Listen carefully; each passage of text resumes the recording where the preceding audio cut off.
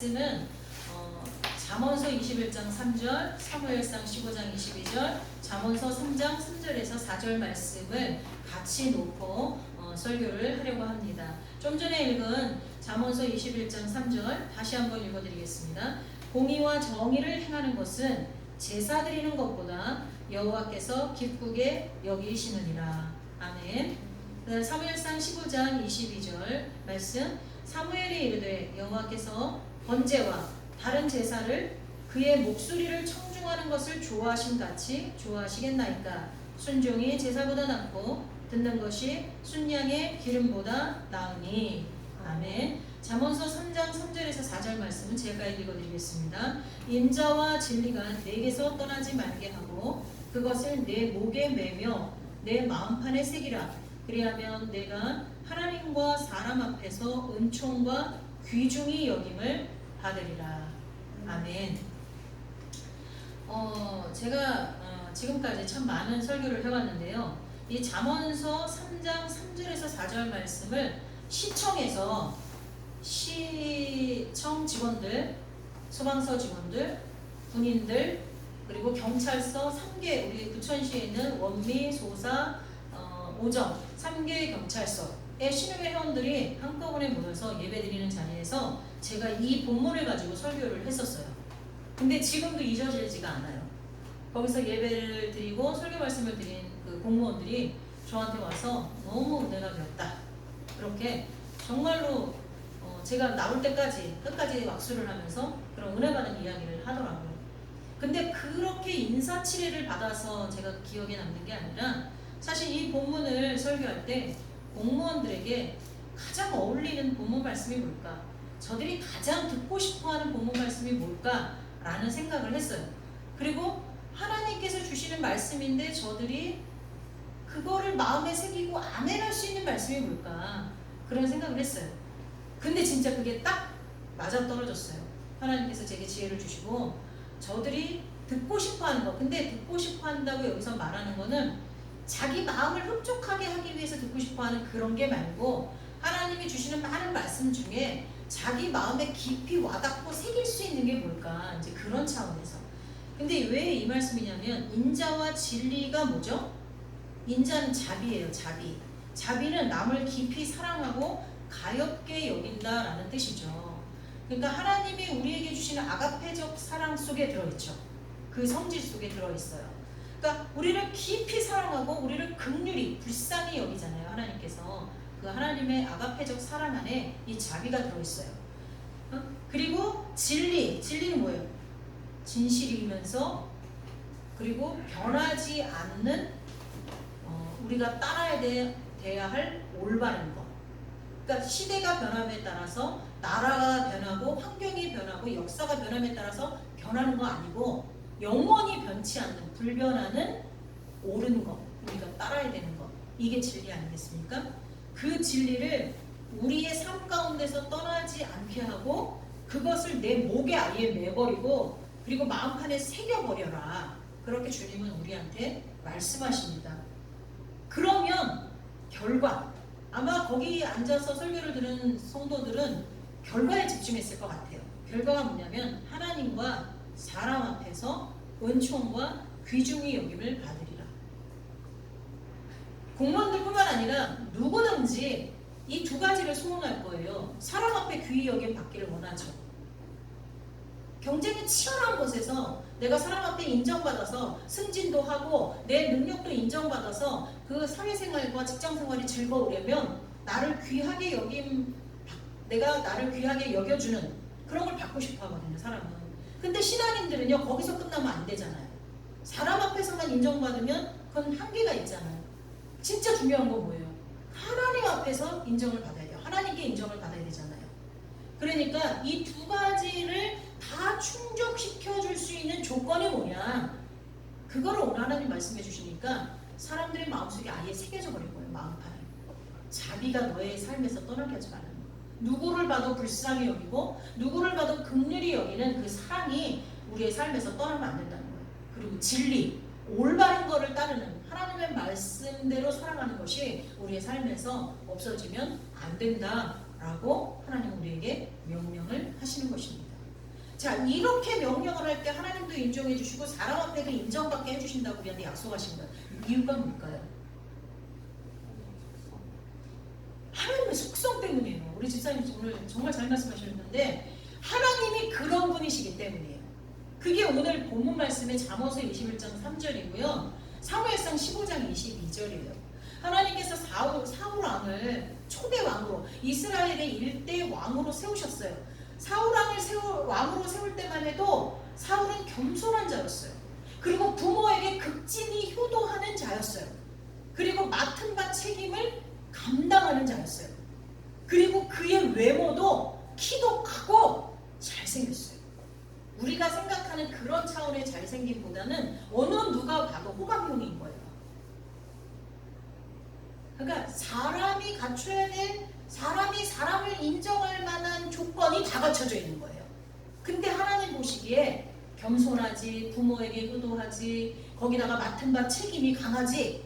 그러니까 사람은 외모를 본다 그랬잖아요. 근데 외모를 보는 사람에게도 합격이지. 이 모든 걸 다 갖추고 있으니까 그를 왕으로 세우셨어요.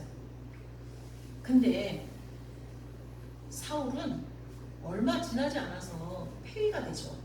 그러니까 계속 영원히 왕이 될 수 있었는데 그는 그만 하나님을 감동시켰던 부분이 사라졌어요. 사람의 마음에 합한 부분, 외모는 변함이 없이 있었지만 하나님의 마음을 감동시켰던 겸손이라든가 뭐 부모에게 효도하는 건 계속 어떤지 모르겠어요. 책임감이라든가 이런 것들이 사라지게 되는 거예요. 자기에게 주어진 사명을 제대로 감당하지 않았어요. 그리고 가장 중요한 거는 겸손이 사라졌어요. 겸손은요, 하나님의 말씀에 순종하는 걸 말하는 거예요. 내가 주인 돼서 내 인생의 주인이 돼서 살면 겸손할 수가 없어요.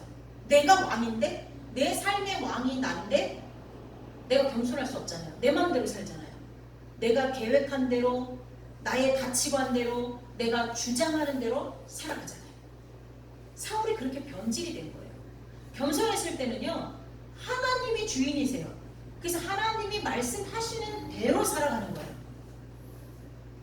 그럴 때 하나님은 그를 왕으로 높여주셨다는 거예요. 오늘 본문에 잠언서 21장 3절에 공의와 정의를 행하는 것을 제사 드리는 것보다 하나님께서 기뻐하신다 그랬어요.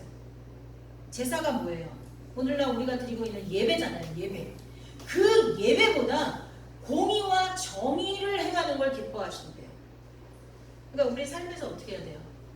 우리 삶에서 공정하고 의롭고 정직하고 올바르고 이것들을 우리 삶에서 실천해야 돼요. 여러분, 제가 지난주에 저희 모교에 가서 대학교 2학년 학생들을 대상으로 특강을 했다 그랬잖아요.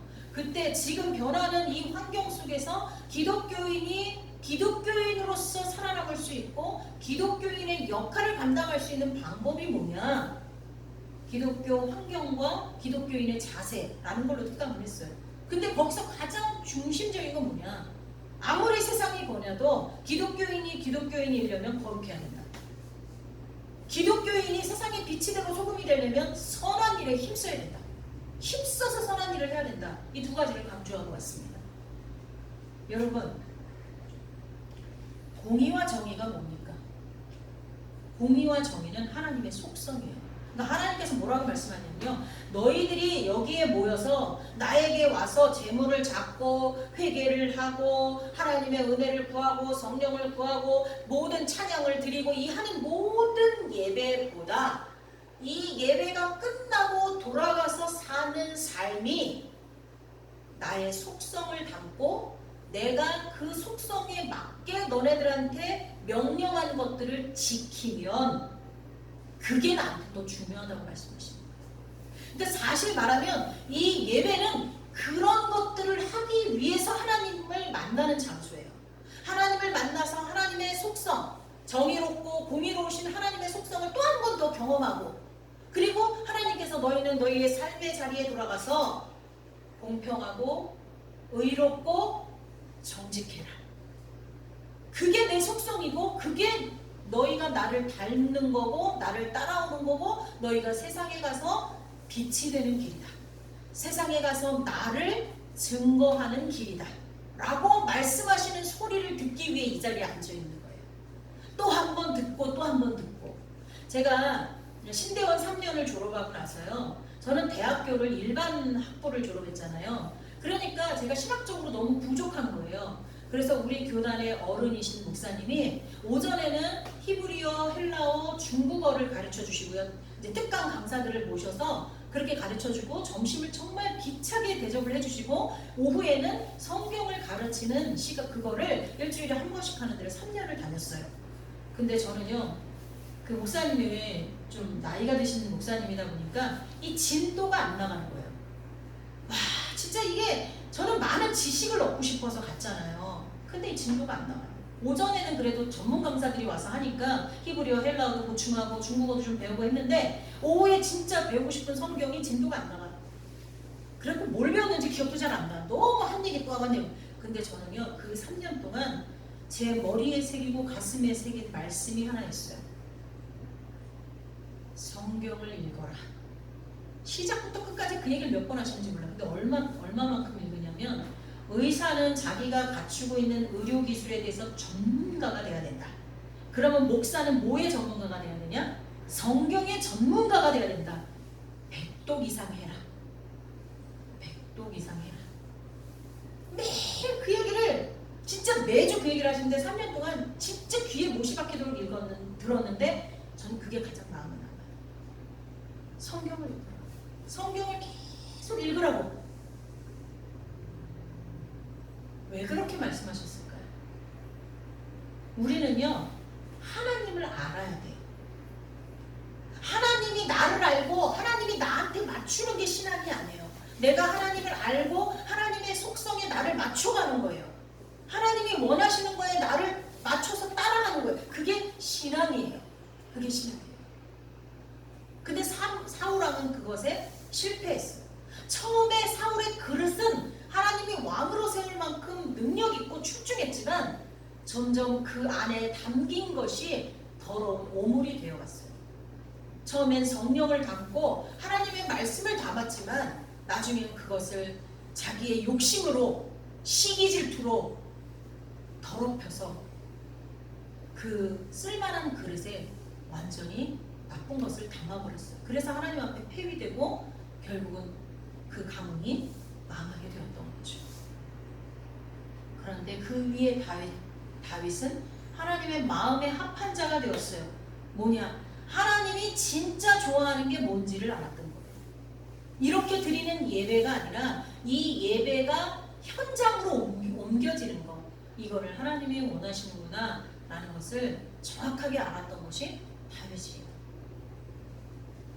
여러분, 여러분의 삶에서 하나님의 말씀을 가장 중하게 여기시기 바랍니다. 그 말씀이 우리에게 요구하는 것은 공의와 정의입니다. 사랑입니다. 마태복음 23장 23절에 보면 화 있을진저 외식하는 서기관들과 바리새인들이여 너희가 박하와 회양과 금채의 11조는 들이되 율법에 더 중한 바 정의와 긍휼과 믿음은 버렸도다. 그러나 이것도 행하고 저것도 버리지 말아야 할지니라. 아멘. 제가 하나님의 속성은 공의와 정의다. 그리고 하나님은 이렇게 예배드리는 것보다 하나님의 목소리를 듣고 하나님의 음성을 듣고 순종하는 것을 더 좋아하시고 더 기뻐하신다 라고 말씀을 드렸어요. 자, 그러면 이 예배는 수월히 해도 되느냐? 맞습니까? 아니에요. 지금 여기서 말하면 바리새인과 서기관들이 드리던 박하, 회양, 금채의 11조가 예배인 거예요. 지금 우리가 드리는 예배인 거예요. 그러니까 우리가 지금 삶에서 드리는 주일 예배, 수요 예배, 금요 기도회, 새벽 기도, 그리고 실제로 드리는 여기서 말하는 11조, 헌금 생활, 또 봉사 생활, 이 모든 소위 세상 바깥 사람들이 말하는 교회 생활, 이것도 중요한 거예요. 주님 뭐라 하냐? 그것도 하라는 거예요. 그러면서 어떻게 하는 거예요? 그것을 하게 하신 정신, 그것을 왜 하게 하셨는지 그 정신도 따라가는 거예요. 그럼 이제 우리 결론 나왔죠? 자, 우리 어떻게 해야 돼요? 예배 생활 열심히 하셔야 돼요. 아멘이십니까? 봉사 열심히 해야 돼요. 저는 가끔 아이돌들이 이렇게 뭐 외부 일반인도 있고 막 경연 프로 많잖아요. 그런 음악 경연 프로를 전 되게 좋아해요. 그래서 많이 보는데 그걸 볼 때마다 전 눈물이 나면서 감동이 나는데, 그리고 저를 회개해요. 야, 저 세상에서 저 어린애들도 자기가 목표한 곳에 오려고 저렇게 피나는 노력을 하는구나. 저렇게 피나는 노력을 하는데, 우리들은, 하나님을 믿는 우리들은 하나님의 나라를 이 땅 가운데 이루시기 위해서 먼저 우리를 택해 주시고 우리에게 사명을 주셨는데, 그 사명을 감당하기 위해서 저 어린아이들만큼이나 몸부림치는가? 생각할 때 우리 너무 게을러. 우리 너무나 나태해. 그리고 우리는 그 한 가지 사명에 집중을 못해. 우리는 너무나 다른 게 많아. 내가 하고 싶은 일도 많고, 내가 하고 있는 일도 많고, 내가 관심 갖는 분야도 많고, 너무나 많아. 그러면서 하나님이 주신 사명을 감당하려고 하니까 결과가 없어요. 근데 그 경연 프로에 나오는 사람들이 만약에 그렇게 여러 가지 잡다한 것을 신경 쓰면서 그 프로그램에 나온 어떤 그런 해야 되는 일들, 임무를 수행한다면 걔네들 다 떨어져요. 진짜 막 1, 2, 3등 안에 순위권 안에 드는 애들은요, 밤잠을 안 자면서 그거에 집중하는 애들. 그게 보여지거든요. 결과물에서. 어떻게 해야 돼요? 우리는? 하나님의 우리에게 맡겨주신 사명을 세상에 나가서 감당해야 돼요. 그 사명이 뭐냐? 어두워진 세상을 빛으로 환하게 해야 돼요. 썩어져가는 세상을 소금으로 뿌려가지고 우리가 소금이 돼서 세상에 나가서 우리가 녹아져가지고 세상의 썩어져감을 방지해야 돼요. 그게 뭐냐? 공평한 거. 저울추를 딸게 하면 안 돼요. 공평하고 정의롭고 올바르고 정직하고 자비롭고, 이것들이 하나님의 속성이십니다. 하나님은 사랑이십니다. 믿으십니까? 그래서 우리 안에 하나님의 사랑이 흘러 넘쳐야 돼요. 흘러 넘쳐야 돼요. 저는 참 여기서 회개합니다. 여러분을 하나님이 나를 사랑하는 것 같이 그만큼 사랑하지 못한 것을 진심으로 회개합니다. 내가 여러분을, 하나님이 나를 사랑한 것만큼 여러분을 사랑할 수 있도록 내 안에 사랑이 흘러 넘칠 수 있도록 기도해 주시기 바랍니다. 하나님은 사랑이십니다. 하나님은 당신이 다스리는 나라가 공의롭고 정의로운 나라가 되기를 원하십니다. 적어도 내가 머물고 있는 이 주변은, 적어도 내가 속해 있는 공동체는 정의롭고 공의로워야 됩니다. 왜? 하나님이 다스리고 있다면. 하나님은 자비와 진리가 떠나지 않는 사람을 귀하게 여기십니다. 하나님은 우리 안에서 사랑이 넘쳐나고 남을 불쌍히 여기는 마음이 가득 차고 올바른 것을 따르려고 애쓰는 그런 사람들을 귀하게 여기십니다. 그리고 당신만 우리를 귀하게 여기실 뿐 아니라 사람들 앞에서도 귀하게 여김을 받을 수 있도록 높여주시는 줄 믿습니다. 하나님은 예배를 기뻐하십니다. 그러나 그 예배의 정신이 삶에서 실천되고 있는 사람을 더 귀하게 여기신다는 것을 잊지 마시기 바랍니다. 기도하겠습니다. 사랑의 하나님, 감사합니다. 오늘 말씀들을 우리가 들었습니다. 공의와 정의를 우리의 삶 가운데서 행하는 것을 하나님께 나와 예배 드리는 그 순간보다 더 기뻐하신다고 했습니다. 예배하는 자를 찾으신다고 말씀하신 주님이 또 다른 이런 말씀을 주시는 것은 우리가 드리는 예배가 우리가 삶에서 공의와 정의를 행하는 것과 같다는 것을 우리에게 말씀하시는 줄 믿습니다. 세상 사람들이 우리에게 교회 생활이라고 말하는 것, 신앙 생활이라고 말하는 것, 그거에만 치중된 저희들이 되지 않도록 도와주옵소서. 교회 생활이 곧 우리가 밖에서의 삶이 될 수 있도록 도와주시옵소서. 자비와 진리가 우리의 삶 가운데 풍성하게 넘쳐나서 하나님 앞에 인정받고 세상 사람들에게 귀하게 여김받는 저희 모두가 되게 하여 주옵소서. 사랑이신 하나님, 정의와 공의이신 하나님을 닮아가게 하여 주옵소서. 예수님의 이름으로 기도하옵나이다.